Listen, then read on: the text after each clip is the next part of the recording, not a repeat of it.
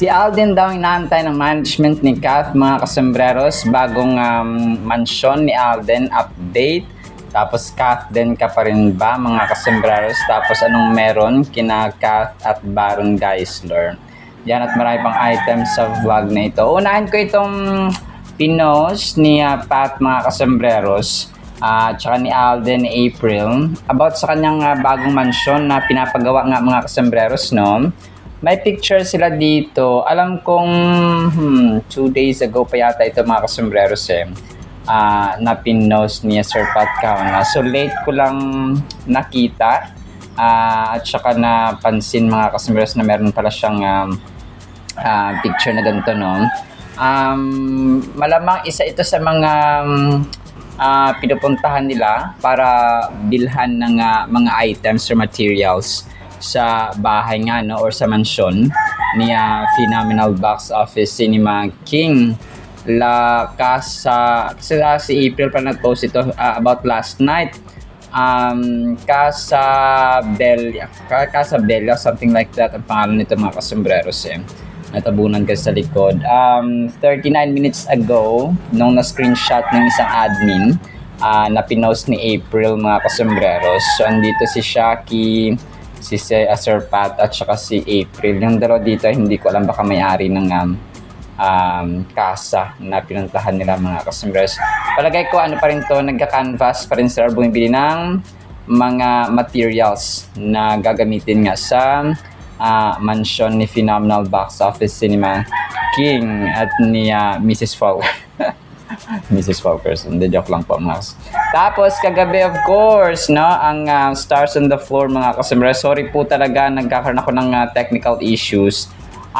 Late ko na rin na-upload yung isa kong vlog kanina na supposedly April 19 ko pa siya na voice over, or supposedly April 19 ko pa rin na-upload, pero late po, sorry po. Tapos ito, no, yung Stars on the Floor kagabi, may picture backstage si Alden, si Sean Lucas at saka si Lexi Gonzalez, mga kasembreros na mga backstage hosts, no, ng Stars on the Floor. So naka leather jacket ulit si Alden. Baka nag-change costume lang sila, no, baka pre-taped din ito, mga kasembreros, kasi sobrang busy na ni Alden. Malamang ay nasa Siargao na siya ngayon. Wala pa siyang update sa kanyang mga Instagram posts, mga kasembreros, kasi sobrang busy ni Phenomenal Box Office Cinema King, no? Talaga, mga kasembreros. Kung kaya tahimik ang kanyang social media accounts, mga kasembreros. And then ito, okay, sige. Ito yung yung titigan videos, mga kasembreros, doon sa dito sa Frutas event ka ni Alden. Dito si Annie at saka yung sa ang cute na music background nito. Play ko ito mamaya, mga kasembreros, kung hindi siya copyright, no? Sobrang cute na. Nagtitigan sila, tapos dalawa, tatlo. Actually, marami tong videos na ito, pero hati-hatiin ko na lang, mga kasembreros, sobrang kulit ng titigan na contest or titigan na game nito na ginawa ni na Alden dun sa kanyang Frutas event, mga kasembreros. So sobrang kulit lang at saka sobrang cute, no, mga kasembreros. Tapos isa sa mga major items natin, Kathden, or sino ka dyan, Kathden, or Kathden ka pa rin ba, no? Post ito ni RC Munoz, tapos RC Munoz, no? Pero ito po ay hindi ito si RC Munoz, yung artista. Isa lamang po siyang fan, mga kasembreros, na admin din po. Tapos yung kanyang pinost dito, ang daming edits, no, ng Kathden, mga kasembreros. Ang pinost niya dito ay parang naka tribal costume, sina Alden at saka si Kath, mga kasembreros. Parang siya, parang naging hari at reyna ng isang tribo. ng isang tribo, mga kasembreros. Something ethnic, no? Ito yung kanyang grabe yung daming likes, 716 likes 22 hours ago, mga kasembreros. Sa patunay na marami pa rin talaga ang mga Kathnatics, no? Mga kasembreros, hindi pa tuluyang nabubuwal. Tapos si MLS TV no? Mga kasambreros, nag-edit din siya. Ito naman ay yung favorite color ni attorney, yung green, mga kasambreros. So, ang tema naman dito ay parang formal attire.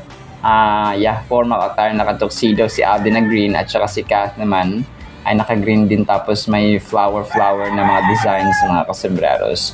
So, again, edit lamang po ito ha, pero ang kulit lang, no? MLS TV, mga kasambreros, tapos si RC Munoz. Ang dami mga admins, si Jason Star, no? Mga kasambreros, sina Donna Milandicho, marami, no? Tapos may isa pa dito inedit si RC Munoz, mga kasambreros, sa Kath. Then, ang nag-iisang Reyna, Queen, Catherine and Alden Richards, no? King and Queen, ang Kath din, mga kasambreros. So, pinost na 17 hours ago, 207 reactions. Nasa garden na naman sila dito, na para silang mga prime ministers ng isang bansa, mga kasambreros, no? Hari at reyna ng isang bansa, na flower sa garden sa labas ang kanyang theme or tema naman dito, mga kasambreros. So, ang cute lang eh. Ang cute ng ginagawa nila, mga kasambreros. Tapos, si Alden, na-feature din yung kanyang yung kanyang endorsement, no, na Frutas, no, the Mixed Topics Global or the Mixed Topics Celebrities 4 hours ago. More endorsements to come. Congratulations. So, ito po ay pictures ni Alden sa Frutas nga 4 hours ago.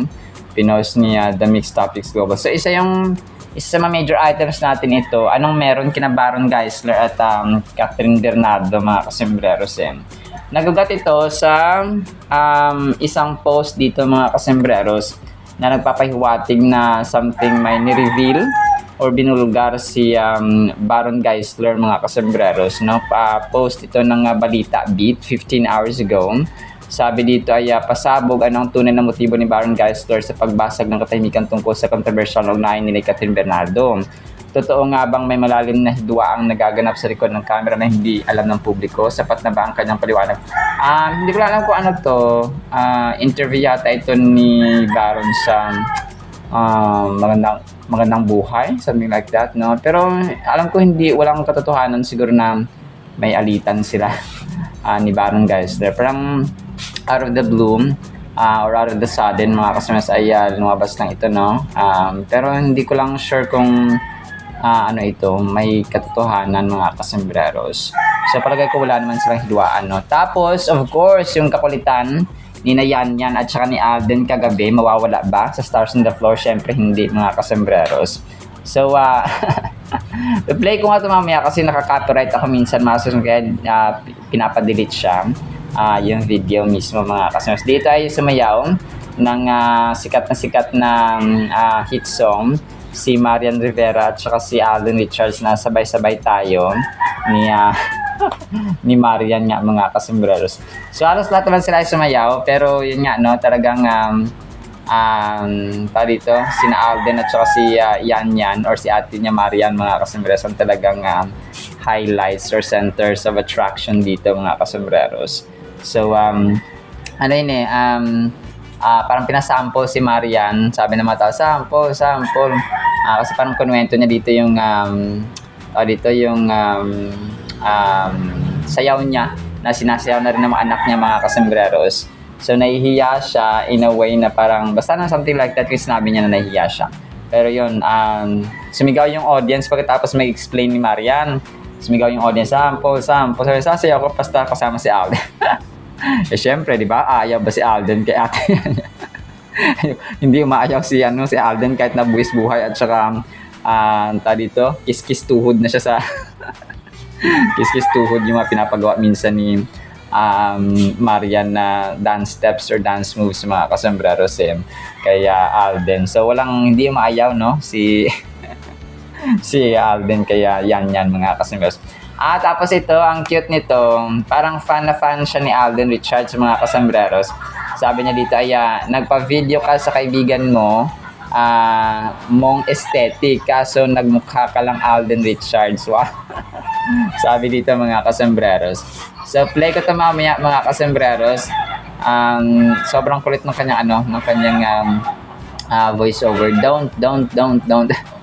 Sabi niya ganoon mga kasambreros din. Tapos, si Kath naman ay shinare dito ang isang admin kagabi na naka-white siya. Tapos nasa labas siya parang nasa likod niya yung mga um, parang saging siya na bulaklak mga kasambreros. Dahon ng saging pero itinuturing din siyang bulaklak. So, ganoon mga kasambreros. So, talagang sobrang ganda no ni Kath dito, mga kasambreros. Yung dalawang set ng damit yung sinuot niya dito. Parehong white, pero yung isa ay may parang polo siya, na pambabae of course, and then yung isa naman ay sleeveless, no? Hindi ko alam kung anong tawag dito sa babae, pero wala siyang sleeve, no? Ganon siya mga kasambreros.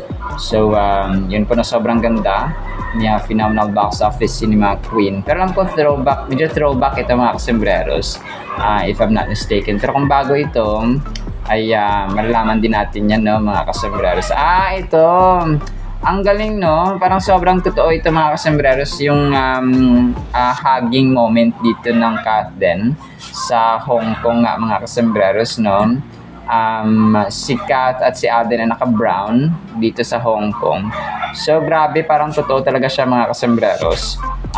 Pero ito po ay edited, if I'm not mistaken, si Jason Starr yata yung nag-edit nito, no? Kung kaya ito yung masasabi mo na hindi ka na masyado maniwala sa mga picture-picture lang ngayon mga kasambreros. Not unless part ng management, part ng glam team, yung malalapit na tao yung nag-post sa Kath din, at sa mga kaibigan at saka katrabaho ni Alden, at saka yung iba naman mga random fans na napapanaspatan sila mga kasambreros. So pero pagka yun nga, no, kasi na-edit na lalo kay Mayor Mark Alcala, no, todo edit ang mga maka-Kath mark mga todo edit yung mga maka-Kath mark, no, boto sa kay Mayor Mark Alcala. Tapos major item tayo, si Alden na lang, no, yung inaantay daw ng management ng Kath din, si Alden na lang yung inaantay ng management ni Kath para matuloy, no, yung project na Elena 1944. So hindi ako makaget over dito kasi nade-delay, no? Nakita yung delaying tactics ng management ni Kath, no, na Direct Olivia Lamasan. So I'm hoping and I'm thinking na nag-uusap-usap ng management ngayon about dito sa Elena 1944 nga ni Kath mga kasambreros. So kasi no, talagang may iba rin silang tinitingnan dito. May nakita ako mga posts mga kasambreros na parang gustong kunin ng iba, no, parang ibigay sa ibang artista yung role na Elena 1944 or Elena nga mga kasambreros. Pero wala pa rin final decision no. Pero yun nga, no, kung kukunin ng iba, parang hindi na siya exciting mga kasambreros. Kung ibibigay sa ibang artista na kaya makapaghanap. Pero kung yun nga, no, pag-uusap ka naman talaga inaantay dito at saka collaboration ng managements mga kasambreros para matuloy yung movie, no, ni Kath mga kasambreros, and hoping si Alden yung maging leading man niya. Kasi nakita ko dito yung talagang pag-delay no, nade-delay siya mga kasambreros. So, yung kagaya na mention ko kahapon, hindi sila yung mga production team or yung magpo-produce na at maglalabas ng pera para sa production ng Elena 1944. Hindi sila maglalabas ng pera kung alam nilang walang return of investment na sigurado. So, wala na silang ibang wala na silang ibang option kundi si Alden mga kasambreros kung yun yung magiging production cost niya, no, talaga mga nagigets niyo yung point ko na kung ikaw isang negosyante or ikaw isang producer, no, talagang wala kang ibang hangad or number one goal kundi yung maibalik yung na-invest at tutubo ng konti. So ganoon siya, no, kasi business yan no, mga kasambreros. So yun, kung ikaw ba naman ay tao dito, ikaw ay malulugi, no? Kung alam mo malulugi ka, mag-invest ka pa rin ba ng pera? Syempre hindi na mga kasambreros, di ba? So simple as that. So kung kaya inisip ko talaga dito yung mapaparang taktika nila ito na din, no, ma-delay ng konti yung kay Kath mga kasambreros para mas lalong aabangan, para mas lalo ma-excite ang tao. And then, inaantay na lang ng management ni Kath, mga kasunod, yung siguro decision ni Alden. Kasi di ba yung mga previous na may mga apps sila nakita ko ng sina Carlo Katigbak, no, tsaka sina Mama Net Gozon, and the rest of Jim A. Sombrero. So let's just wait and see. Siguro pagkatapos ng shoot Monday, yun na talaga focus siya sila na perform na project na talaga yung moves or actions na gagawin ng management ni Kath, mga kasembreros, at ng iba pang magpuproduce. So hoping and praying talaga tayo na si Alden yung tutulong, no, magko-collaborate, mga kasembreros, sa management ni Kath para mabuo, no, or matapos na at magawa itong Elena 1944, mga kasembreros. So grabe, no, talagang grabe yung grabe yung puspusan ng ano. So iniisip ko rin dito yung isang factor na may konting tampuhan sina Mama Min at saka si Kath, no? Baka isa rin yun sa mga delaying reasons na kung bakit ay hindi pa. Kasi kung isipin mo, kaya naman ni kayang-kaya naman din ni Mama Min siguro, no, na mag-produce, mga kasembreros, ng pelikula. Sa yaman ba naman ni Mama Min, no, na ilang taon nang hinahandle si Kath, mga kasembreros, simula bata pa. Isa rin siguro yun sa rason, no, diba, parang naisip ko lang, parang random thought, mga kasembreros, na kaya siya nadidelay kasi si Mama Min din at saka si Kath ay merong konting hindi pagkakaunawaan sa isa't isa. So hoping and praying naman na hindi totoo yung aking random thought na meron silang hidwaan, mga kasembreros. Kasi sino ba naman ang may gusto na magkaroon kayo ng hidwaan, di ba, ng iyong anak, mga kasembreros, sa pamilya. So wala, no. Kung kaya we're hoping and praying na hindi ito totoo yung aking random thought, mga kasembreros. So yung gusto ko lang na magkatotoo sana, no, na inaantay ng management ni Kath si Alden, no, na mag-decide sa pag-produce ng Elena 1944, mga kasembreros. So yun na lang yung ating inaantay. So kasi kung kuha sila ng ibang artista, isipin nyo kung kuha sila ng ibang artista, papatok ba? Parang hindi siya dapat trial and error. Dapat surefire siya, napapatok at saka kikita. No, di ba? Parang ganoon ba? So kung wais sila, take my advice. Nagmagaling-magalingan na dito. Joke lang po, mga kasembreros. Dito. Ano ko lang yun, parang segue ko lang na mga kasembreros. So yun, talagang we're hoping and praying na dito na si Alden na yung solusyon at saka inaantay nila, mga kasus.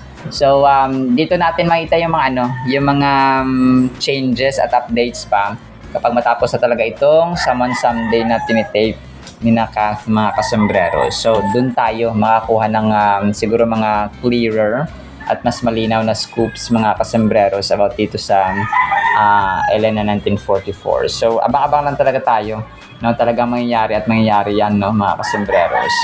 So yun lang talagang siguro matatapos na rin talaga itong series na na shoot nila sa Summon Someday, mga kasembreros. So let's just wait and see and listen, mga kasembreros, sa mga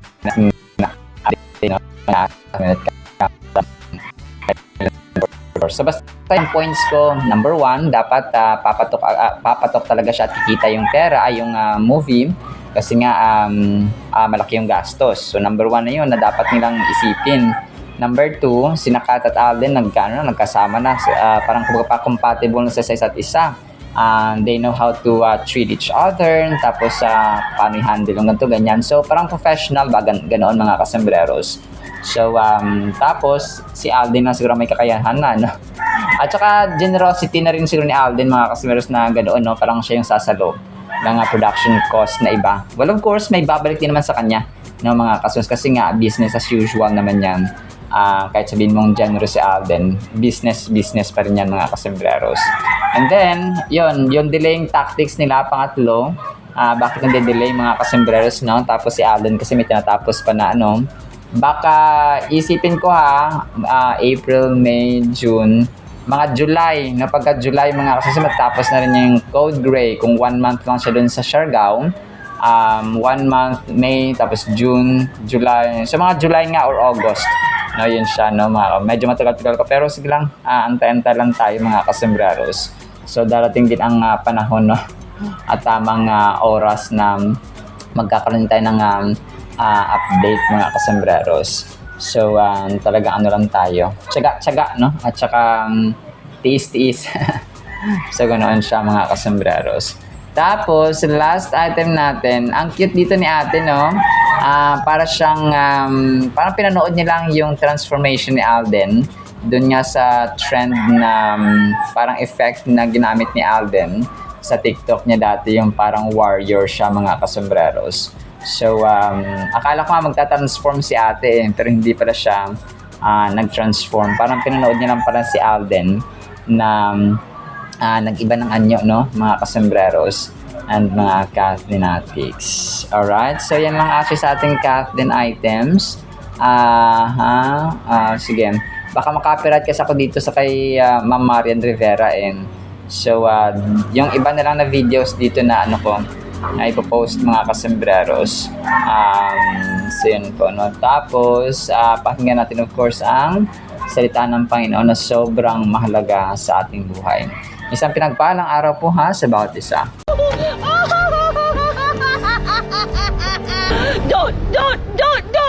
Don't stop. Go on.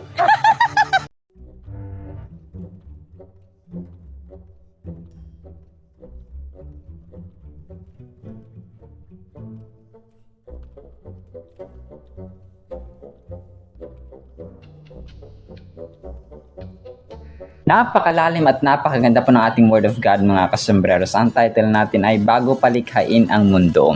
Ephesians chapter 1 verses 4 hanggang 5. Even before the world was made, God chose us for Himself because of His love.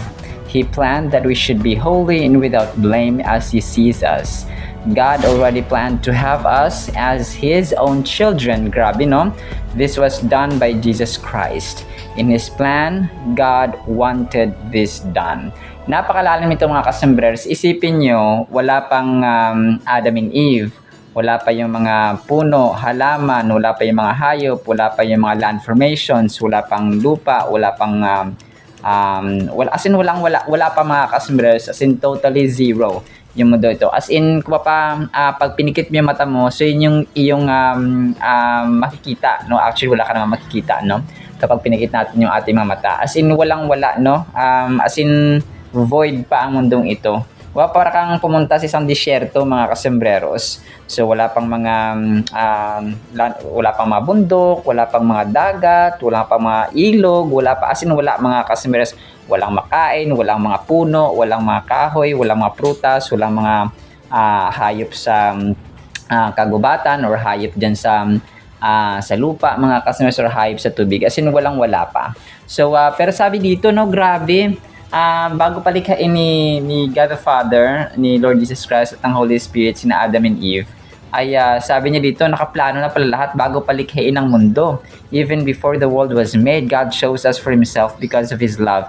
So para siyang isang direktor ng isang pelikula, mga kasembreros, na ito yung cast, ito yung mga kasama sa pelikula, ito yung may cameo role for example, ito yung main cast, and so on mga kasembreros. So parang gano'n, no, ang nangyari sa atin. So ito po ay specifically directed sa Ephesians, mga kasembreros, yung mga tao sa Ephesus. Pero sa ating present generation ay intended din po ito sa atin, mga kasembreros. Tayo mga pinili, tayong mga anak ng Diyos, mga kasembreros, tayong mga nananampalataya at nananalig sa Kanya.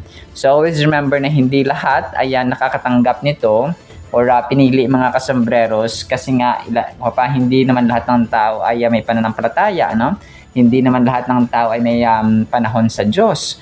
Hindi naman lahat ng tao ay umiibig at may takot sa Diyos. At hindi naman lahat ay ino-honor o ginagalang ang Diyos, mga kasembreros. So, yung mga taong tinanggap si Lord Jesus Christ bilang kanilang Panginoon at tagapagligtas, no, bilang Savior, mga kasembreros.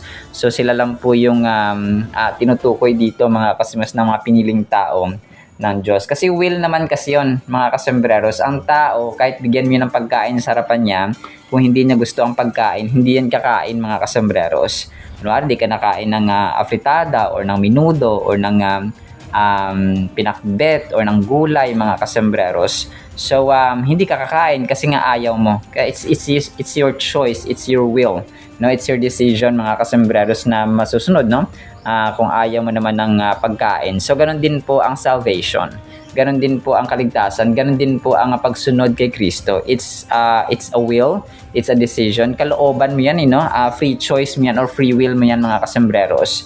May kalayaan kang pumili, may kalayaan kang magdesisyon, may kalayaan kang sumunod or hindi sumunod, maglaan ng panahon sa Biblia or hindi maglaan ng panahon sa Biblia, or manalangin or hindi manalangin, mga kasembreros, or hindi tanggapin si Lord Jesus Christ or tanggapin si Lord Jesus Christ bilang Panginoon at tagapagligtas ng iyong buhay. So it's your choice, okay? Walang pilitan, mga kasembreros. So parang ganun din ang sinasabi dito ni Apostol Pablo, mga kasembreros, na yes, yung mga taong nanampalataya, yung mga taong may pananalig sa Diyos, sa kasalukuyan ay pinili ng Diyos, no, bago palikhain ang mundo. Grabe, no, parang isang pelikula nga, no, na pag ang director ay pumili ng casting o yung production staff ay yung bago pa gawin ang pelikula, bago pa gawin ang lahat-lahat, no, bago simulan ng eksena, ang shooting and so on or ang taping and so on, ay tawag dito, wala pa kompleto na yung casting, mga kasembreros. Sinisip mo, no, ilan pa kayang mga tao, ilan pa kayang mga newborn babies ang lalaki, ang pinili ng Diyos at isisilang sa mundong ito at mabibigyan ng chance para mabuhay, mga kasembreros. So grabe, no, nakaka-amaze lang na bago palikhain ng mundo, bago pa gawin ng isang pelikula, for example, and then the greatest and ultimate and most powerful director, all-knowing God. And this verse is a powerful reminder of the divine love and plan that God has for each one of us. It echoes the great truth that God's love for us is not based on anything we have done or could do, but simply on His grace and desire to have us as His children. So yun siya, yung pag-ibig ng Diyos, kasi hindi naman natin pinili ang Diyos, eh. Siya yung pumili sa atin because He created us, not that we created Him, mga kasembreros. So ganun po siya, kasi Diyos siya, tayo tao. Siya yung magpapalayok, siya yung gumawa sa palayok, tayo lang yung palayok, mga kasembreros. So kung kaya whatever He desires, whatever He wanted, mga kasembreros, ay nangyari. But of course, it is for our own good and benefit and advantage. The fact that God chose us before creation shows the depth of His love and the intentional nature of His plan for our lives. God invites us to consider the incredible privilege of being chosen to be part of His family as we reflect on this verse. So privilege, it's a chance, lifetime chance, once in a lifetime chance, mga kasembreros, sa mapabilang sa pamilya ng Diyos, kasi nga hindi lahat ay nabibigyan ng pagkakataon, hindi lahat ay nabibigyan ng chance, hindi lahat nabibigyan parang hindi lahat ay na-adapt, mga kasembreros, at nabibigyan ng chance na mapabilang sa isang pamilya. So it's really dapat nating pasalamatan na ang ating buhay kapag tayo ay nakatanggap na kay Kristo, kapag tayo ay nanampalataya, mga kasembreros, at nabubuhay ayon sa kanyang kalooban. It's really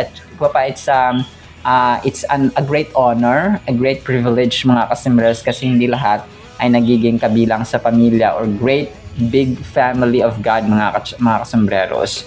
So kasi 'di ba, yung kunwari may isang pinakamayaman na pamilya sa iyong lugar, tapos inadapt ka, na pinatira ka doon sa mansyon nila natirahan, or abundant lahat, mga kasembreros. So hindi lahat nabibigyan na mapunta doon, for example. So ikaw na napili ay talagang pinagpala, mga kasembreros. So tayo na mga anak ng Diyos ay talagang pinagpala, at saka kailangan natin pasalamatan, no? Kung gawin nating nature or galit na yung pagpapasalamat, mga kasembreros, sa Diyos, because of His great and unconditional love. It challenges us to pause and think about the profound significance of this truth in our lives. How does knowing that we are chosen by God impact the way we view ourselves and our worth, mga customers? Kasi maraming tao ang nagsasuffer sila or nagiging mentally stressed sila, mga kasambreros, when it comes to their worth, no? Mahalaga ba ako sa kanya? Mahalaga ba ako sa pamilya ko? Mahalaga ba ako sa kapatid ko, sa asawa, magulang, and so on? Sa mundong ito, mahalaga ba ako? Para akong nag-iisa, para akong alone, and so on, mga kasambreros. So, well, to answer that question, we need to go back sa ating Creator. Sino ba yung lumikha sa atin, no? None other than God, mga kasus. That is why yung ating worth, yung ating value ay makikita at matatagpuan sa krus, mga kasambreros. And God Himself, He is the starting point siya, mga kasambreros, and He is the last point ng ating buhay. So kung kaya kapag tayo nagsasuffer ng mindset na mahalaga ba ako, may worth ba ako, may value ba ako, well, hindi naman mamamatay si Lord Jesus Christ sa krus ng Kalbaryo kung wala tayong worth or halaga. And hindi tayo nilikha ng Diyos kung wala tayong worth or halaga. So more than gold, more than diamond, more than precious stones, mga kasambreros, ang ating halaga. So always think of that. Our Creator deeply loves and cherishes us, ultimately serving as a source of comfort and assurance brought through this verse. It is a reminder that we are not alone, but rather part of a divine family brought together through the redemptive work of Jesus Christ. Let this truth fill your heart with gratitude and joy, knowing that you are chosen, loved, and part of God's eternal plan. So lahat po tayo ay kabilang sa eternal plan ng Diyos, mga kasambreros. And yun nga, no, hindi lahat ay nabibiyaan ng gantong pagkakataon. Kasi isipin niyo, mga kasambreros, maraming mga tao may yaman sila, they have material things, they have financially abundant, they are financially abundant, mga kasambreros, pero walang pag-unawaan, walang pagpapakumbabaan, no? Walang peace, walang kapayapaan sa kanilang tahanan, mga kasambreros. Kung kaya it's really yung blessings, yung intangible blessings, mga kasambreros, sa ating buhay kapag tayo po ay may Diyos, no? At saka itinuring tayong pinili ng Diyos ay something na worth living for, mga kasambreros, ang ating buhay. So hindi po kasi marami namang tao ang yes, nakaka-earn sila, marami silang ganto, ganyan, pero parang hindi fulfilling yung kanilang buhay, mga kasambreros. Kung kaya we are definitely thankful and should be always thankful, mga kasambreros, sa Diyos of His goodness of choosing us, mga kasambreros. Being chosen by God in Ephesians chapter 1 verses 4 hanggang 5 signifies that God has elected or selected certain individuals to be recipients of His love, grace, and salvation. So grabe, no? Parang sa ayuda, no, minsan sa ayuda, mga kasambreros, may mga taong hindi napipili at hindi nabibigyan ng pera, for example, from the government or mga tulong mula sa gobyerno. So para siyang ayuda, mga kasambreros. Pero ito talagang very organized, no? Very truthful, na ikaw ay pinili, mga kasambreros, even the time began. So ganito po siya. So parang gano'n, no? Kasi di ba pag napili tayo na nabigyan tayo ng ayuda, so syempre masaya tayo, pero may mga taong nasa list, parang hindi sila nalista or hindi sila nasama, mga kasambreros, doon sa sinasabi nating ayuda nga, mga kasambreros. So only a few people become recipients of this lifetime opportunity and chance. Eternal kasi ito, no, eternal chance, mga kasambreros, kasi hanggang hanggang kabilang buhay, mga kasambreros. So it emphasizes that salvation is not based on human merit or works, but rather on God's gracious choice and divine plan. Those who are chosen by God, set apart, and called to live a life that is pleasing to Him. So naisip ko lang, no, yung kapalaran, kasi di ba si Judas Iscariote, sina Poncio Pilato, sina Goliath, no, yung mga dakilang mga kontrabida sa Biblia, mga kasambreros, na ngayon ang nagsasuffer ang kanilang kaluluwa sa impyerno. So talagang masabi mong grabe yung parang wala silang choice, na yun yung kanilang kapalaran, yun yung kanilang destiny, mga kasambreros. So kung sasabi dito na tayo, pinagpala tayo, mga kasambreros, because God chosen us, or God has chosen us, mga kasambreros, to become part of His family. So unlike those yung mga sina Jezebel, no, sina yung mga kontrabida, no, sa Holy Bible, mga kasmeros na namatay. Si Herodes, no, si Nero, yung mga taong yung mga ginamit, iba pa yung destiny nila sa Biblia, ay iba pa yung role nila na ginampanan ay kontrabida. So kalaban ng Diyos, mga kasembreros. Kung kaya yung ending ng kanilang buhay ay sa eternal torment. So sa final thought natin, imagine your life is a project, and long before you even started, someone believed in you so deeply that they chose you for the task. That's God's love, no? So, ganun siya, mga customers. Grabe, no? Talaga nakaka-bless ito at saka nakakatuwa, mga customers, sa sobrang lalim, no? Bago palikhain ang mundo. Alright? So, yun naman po sa ating Word of God, ha? No, pagpalaan po tayo ng pag-ibig, pananampalataya, pag-asa, at totoong mindset at real mindset and point of view, mga customers, na tayo ay pinili ng Diyos bago palikhain ang mundo. In the mighty, holy, sweet, magnificent name of the Lord Jesus Christ, we pray, with the communion of the Holy Spirit, the living God. And everyone said Amen and Amen. See you sa next segment, mga kasambarasan. Paalam po. I love you.